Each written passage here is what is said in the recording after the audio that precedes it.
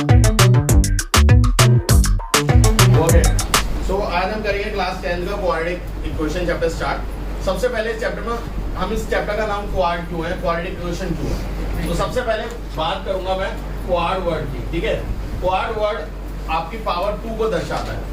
ठीक है, linear word आपकी पावर 1 को दर्शाता है।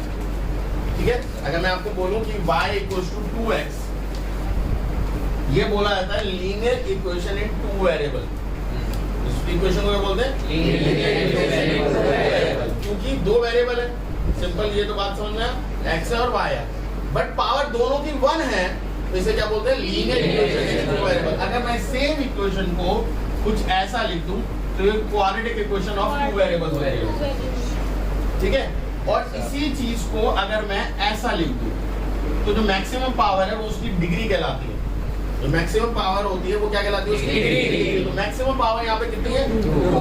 तो वो उसकी डिग्री कितनी है? 2। आपने छोटी क्लास में पढ़ा होगा ये डिग्री, है ना?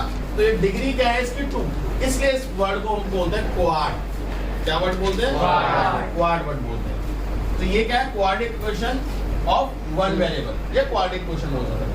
Why we called equation? अब देखो ये क्या है? This is expression. ये क्या है? Expression. And this is equation. क्योंकि यहाँ भी एक्सप्रेशन हो सकता था। क्या जीरो कोई एक्सप्रेशन है? बिल्कुल है, वो भी एक अलजेब्रिक एक्सप्रेशन है। समझ में आ रहा है? जीरो अगर मैं अकेला लिख रहा हूँ तो क्या वो एक्सप्रेशन है? बिल्कुल है।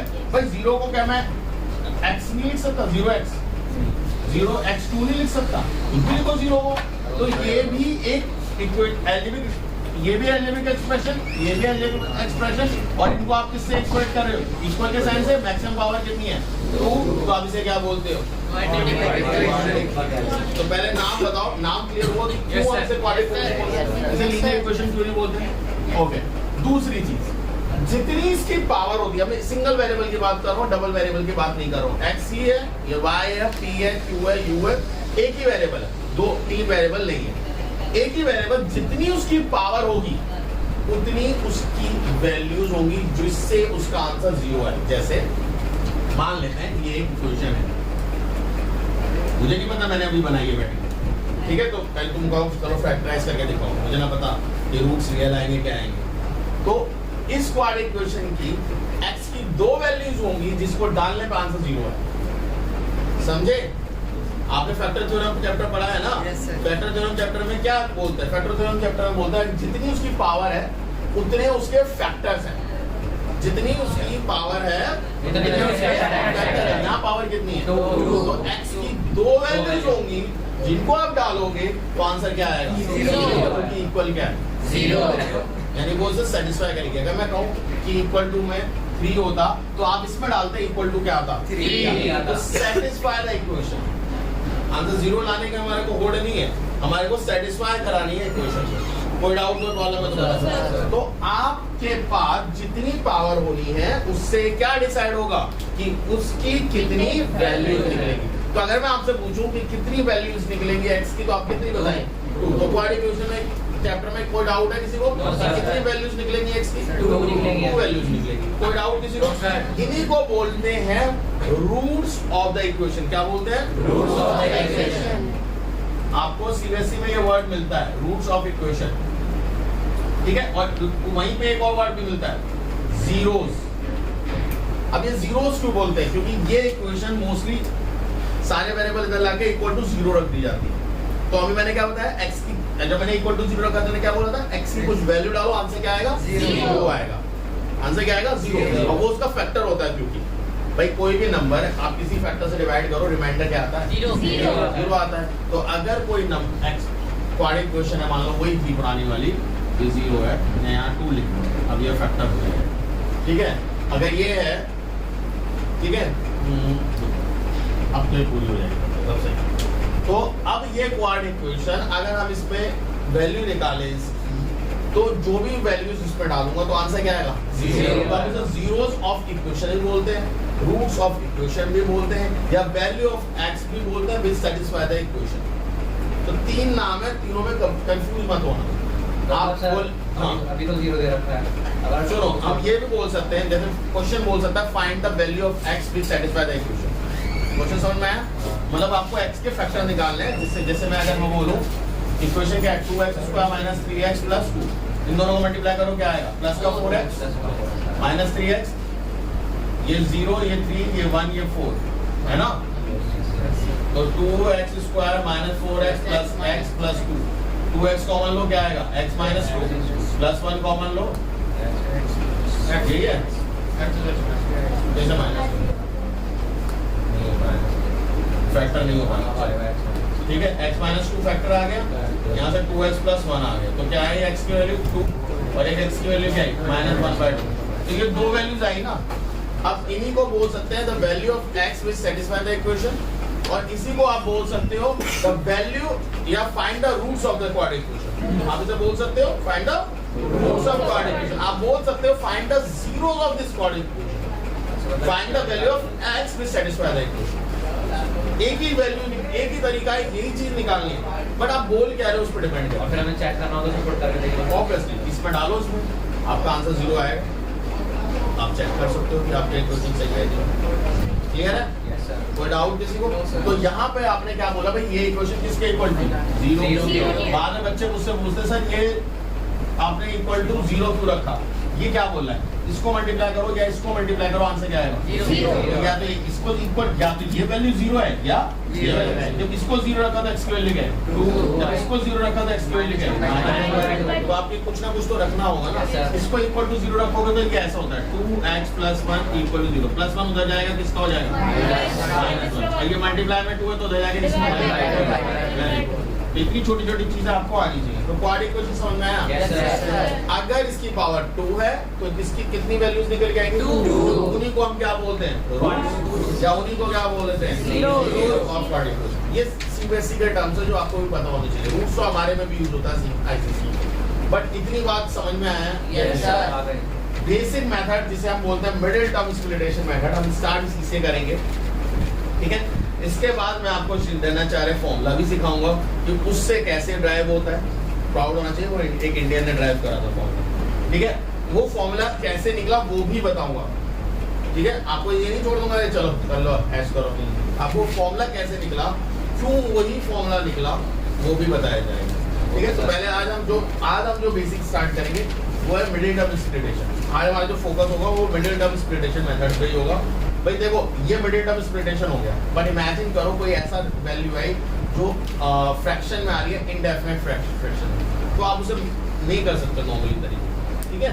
तो अब रूट्स कैसे निकलते हैं? तो देखो रूट्स के कुछ पॉसिबिलिटीज हैं।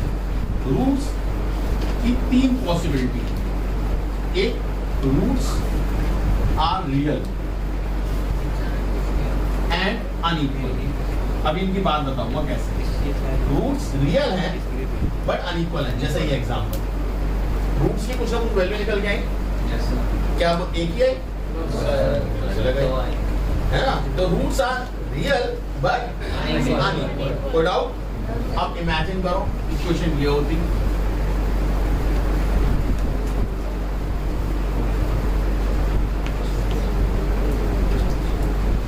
तो ये क्या है? 2x का square 2 into 2x into 1 plus 1 का स्क्वायर, तो ये 2x प्लस 1 का होल स्क्वायर नहीं बन गया?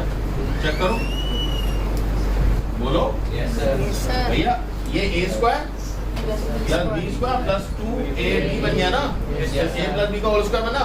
दोनों को इक्वेट करो, क्या आएगी? 2x plus 1 equal to 0।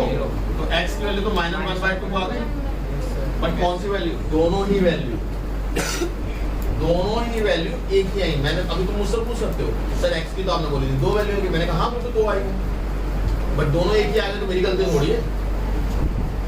आप दोनों वैल्यूज एक ही ले आए ना भाई। अब एक क्या था? रूट्स आर रियल, रूट्स अभी भी रियल है, वैल्यू तो आई ना निकल गए, roots are real and equal, ये कंडीशन है।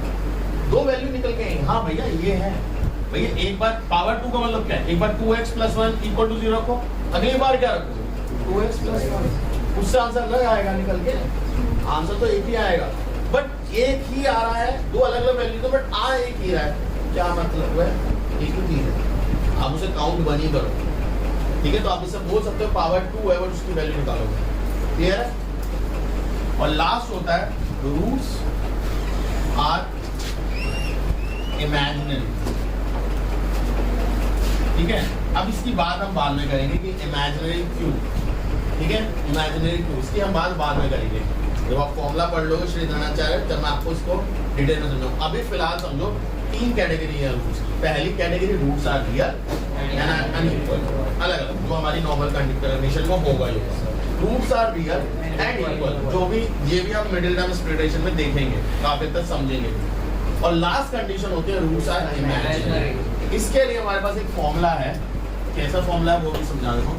मान लो आपके पास इक्वेशन है ax² bx प्लस c, ये जनरल इक्वेशन बोली जाती है, जनरल क्वाड्रेटिक इक्वेशन।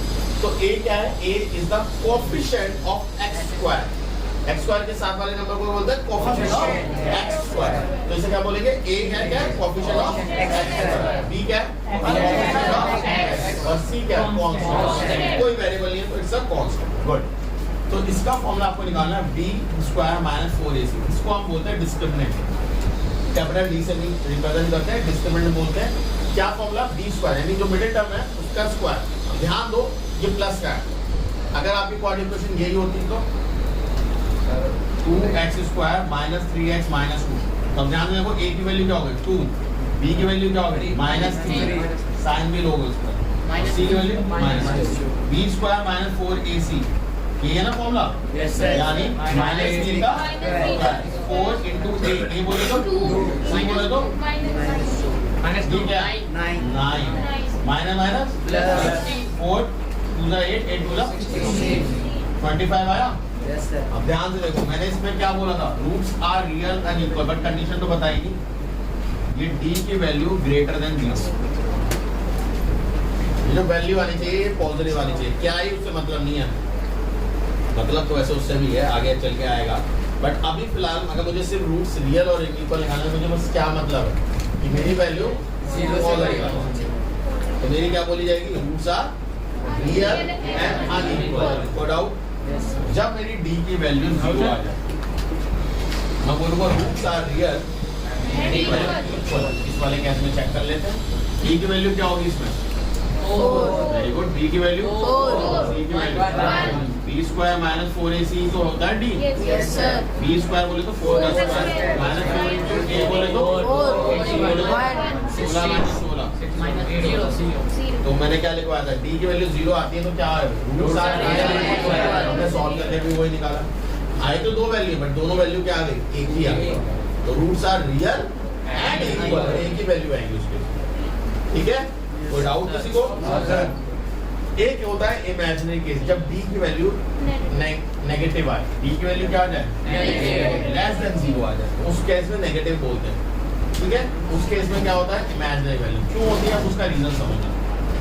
आपका फॉर्मूला ये होता है रूट्स निकालने का, -b plus minus √b² - 4ac upon 2। ये देखा लग रहा है, b² - 4ac क्या है, डिस्क्रिमिनेंट। अब देखो ये किसके अंदर है, रूट के अंदर। अब कई बार रूट के अंदर सॉल्व हो जाती है, कई बार सॉल्व नहीं होती, तो उस जगह पे पॉइंट की कुछ ना कुछ वैल्यूज आती रहती है। वो बड़े टफ क्वेश्चन हो, 3 मार्क्स का क्वेश्चन कंफर्म मान के चलो बोर्ड में आता ही आता है, उसे राउंड ऑफ करना होता है। बोलते हैं कभी बार 2 सिग्निफिकेंट फिगर 3 डेसिमल प्लेसेस, ये वर्ड आपको याद रखने होंगे कि क्या सिग्निफिकेंट फिगर का मतलब होता है, क्या डेसिमल प्लेस का मतलब है, हम पढ़ेंगे बट अभी फिलहाल सिर्फ सुना रहा हूँ। तो ये वैल्यू पॉजिटिव है तो सॉल्व हो सकती है ना, √3 की वैल्यू आपने निकालनी सीखी थी, 6 नहीं आती कोई बात नहीं, सिखाऊंगा और आपको जो बुकलेट मिलेगी बोर्ड में उसको यूज करना भी सिखाऊंगा।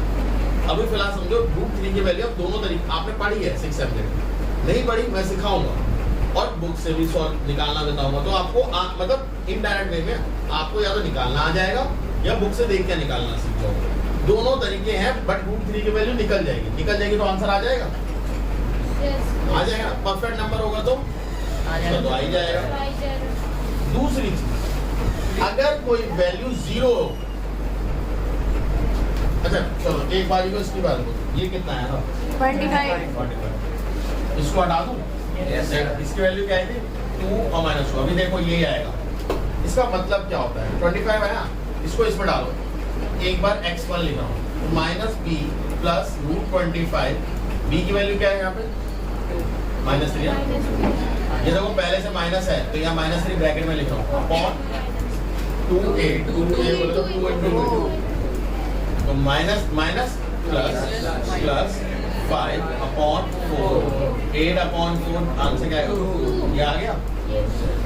अगला x2 -3, अब की बार प्लस की जगह यहाँ प्लस माइनस था ना, तो एक बार प्लस लिखा, अगली बार क्या लो 225 अपॉन 2 into 2, 3 तो प्लस का हो गया, -5 अपॉन 2 -2 और 2 to the 4 होगा, तो क्या आएगा क्या आएगा। तो आप फॉर्मूले से जाओ या आप नॉर्मल जाओ, answer will remain the same. कोई डाउट है तो बताइए, तरीका समझ में आया। आपका b² - 4ac से आप क्या निकालते हो डिस्क्रिमिनेंट, जिससे आप पता कर पाते हो क्या रूट निकलेंगे भी या नहीं निकलेंगे। तो अभी आपने d की वैल्यू का पॉजिटिव है यानी 25 आया तो रूट्स निकले, पर दोनों वैल्यू अलग अलग निकली। बट अगर d की वैल्यू 0 आ गई, ये वाला केस d की वैल्यू 0 आई ना, अब उसका भी देख लो, इसको हटा दो, तो इससे देखो क्या होगी वैल्यू x1 बताओ, -b -4 plus √0 upon 2a 2 into 4 तो क्या आएगी बोलो ना, -1/8 हो जाएगा ना, और 4 -4/8 -1/2 x2 बताओ क्या होगा, -4 -√0 अपॉन 2 into 4 -4 तो वैसे ही वैसे ही रहेगा, 2 4 का भैया रूट में 0 है, उससे क्या फर्क पड़ रहा है, रूट में 0 की वैल्यू क्या होती है 0 होती है। अब तक तो यही है, तुम कुछ कर देना ठीक है भैया, 0 होती है, 0 को ऐड करो सब्ट्रैक्ट करो, क्या फर्क पड़ता है 4 प्लस 4 प्लस 0 0 नहीं सर, मैंने बोला 0 into 0 नहीं, मैं 0 मैं तो इनटू बोला ही नहीं, 0 को ऐड करो या 0 को सब्ट्रैक्ट करो, वही आएगा जो है। तो -4 में 0 ऐड हो रहा है तो -4 ही आ रहा है, -4 में 0 माइनस हो रहा है तो भी -4 ही आ रहा है। नीचे क्या 4 2 जा 8, तो -4 अपॉन 8 -1/2 -4 अपॉन 8 -1/2। तो असल में आप करते क्या हो, आप ये वाला फैक्टर ये को ला रहा है डिफरेंस, इमेजिन करो रूट में से कोई वैल्यू निकल रही है, तो जब एक बार प्लस होगी और एक बार माइनस होगी तो डिफरेंस तो यही लाएगा ना जो रूट में से वैल्यू निकल रही है। पर अगर रूट की वैल्यू 0 हो जाए तो ये फॉर्मूला जो आपका ये फॉर्मूला है, ये फॉर्मूला रिड्यूस होकर सिर्फ इतना नहीं बन जाएगा -b/2 है भाई, ये वाली बन दे तो क्या 0 है तो -b प्लस -0 लिखूं, क्या तो पड़ रहा है। तो इसलिए दोनों का आंसर सेम आता है क्योंकि दोनों की वैल्यू क्या आएगी -b/2, पहला भी दूसरा भी दोनों का सेम आ रहा है, इसलिए रूट्स रियल होते हैं और इक्वल होते हैं। ठीक है, हमारे पास जो तरीका है वो तो स्टैंडर्ड है, वो मिडिल टर्म स्प्रेडिशन वो हम करने वाले हैं, बट फिलहाल बताओ ये वाली चीजें समझ में आई नहीं है। तो अब थोड़ा सा रिवीजन करें। सबसे पहले हमने पढ़ा भाई क्वाड्रिक्वेशन को कहते हैं क्योंकि इसकी पावर 2 है। Yes sir. अगर इसकी पावर 2 है इसका मतलब इसकी दो वैल्यूज आएंगे जो इसे सेटिस्फाई करेंगे, उनको हम रूट्स भी बोलते हैं या जीरोस ऑफ इक्वेशन भी बोलते हैं। क्लियर है? उनमें हमें कैसे पता चलेगा कि भाई वैल्यू जो आ रही है वो कैसी कैसी है, तो उसके लिए हमने 3 कैटेगरी बताई, roots are real and unequal, roots are real and equal, roots are imaginary. ये 3 पॉसिबिलिटी हमने बनाई है। तो इन 3 पॉसिबिलिटीज में अब मुझे सिंपल से बताइए कि d की वैल्यू जब ग्रेटर देन 0 होगी, d क्या है, d है b² - 4ac। ये वैल्यू अगर पॉजिटिव आएगी तो हम बोलेंगे roots are real but unequal, roots की वैल्यू है तो बट एक जैसी नहीं है, अलग अलग, जो हमने अभी इस एग्जांपल में करके भी देखा। फिर हमने बोला roots are real and equal कब, जब d की वैल्यू 0 जो इस एग्जांपल में देखा। मैंने आपको ये एग्जांपल पहले सॉल्व करके दिखाए हैं मिडिल टर्म स्प्लिटेशन से, उसके बाद मैं इसमें लाया हूँ फॉर्मूले। तो इससे भी वैल्यू क्या है 0, और इस वैल्यू को जब हमने डाला तो भी आंसर यही आ रहा है। तो आप चाहे मिडिल टर्म स्प्लिटेशन से जाओ या नॉर्मल से आओ, बट फंसते कहाँ है बच्चे, जब रूट की वैल्यू रियल और इक्वल हो, बट रूट में कुछ ऐसी वैल्यू आ जाए √3, √5, √7, √11, √13, बस गए बच्चे। इनके रूट्स की वैल्यू डालनी पड़ेगी फिर हमें, तब जाके हमारा आंसर आएगा। और वो वैल्यू मिडिल टर्म स्प्लिटेशन से तो मिलेगी नहीं तुम्हें। मिडिल में कहाँ से ढूंढोगे, √2 × √7 भाई √21 होता है? ऐसे फैक्टर बना हुआ होगा नहीं, बहुत मुश्किल होता है फैक्टर बनाना। या मैं कह दूँ √6 × √6 कर दो सर, 36 आएगा, वो 6 हो जाएगा। इतना कोई नहीं सोचता। सर √12 × √3 करो, अब भाई क्या कर रहा है, क्योंकि √12 × √3 भी 36 होता है, 6 आएगा बाहर। बट आप सोच थोड़ी पाओगे ये फैक्टर ये भी बन सकते हैं, आप तो नंबर रियल नंबर में फैक्टर सोच पाओगे। तो उन केसेस में आप इस वाले फॉर्मूले में बाउंड हो जाते हो जाने के लिए। आप तो मिडिल टर्म स्प्लिटेशन नहीं लगा सकते। मिडिल टर्म स्प्लिटेशन आपका फैक्टर थ्योरम में आपको हेल्प करता है। मिडिल टर्म स्प्लिटेशन आपको जो क्वाड्रेटिक इक्वेशन वर्ड प्रॉब्लम बन के आती है उनमें भी हेल्प करता है। आपको जब वर्ड प्रॉब्लम बनवाते हैं तब आपको टफ वाली वर्ड प्रॉब्लम नहीं बनवाते हैं, तब एक ऐसी वर्ड प्रॉब्लम होती है जिसे आप इजीली सॉल्व कर पाते हो मिडिल टर्म स्प्लिटेशन से, और आपका आंसर आता है डेफिनेटली आता है। ठीक है, तो इस बात में कोई डाउट है तो बताओ, कोई भी चीज अब तक पड़ेगा कोई डाउट तो नहीं है, क्योंकि ये इंट्रोडक्शन है बच्चे। तो डाउट है अर्पित, कोई पक्का?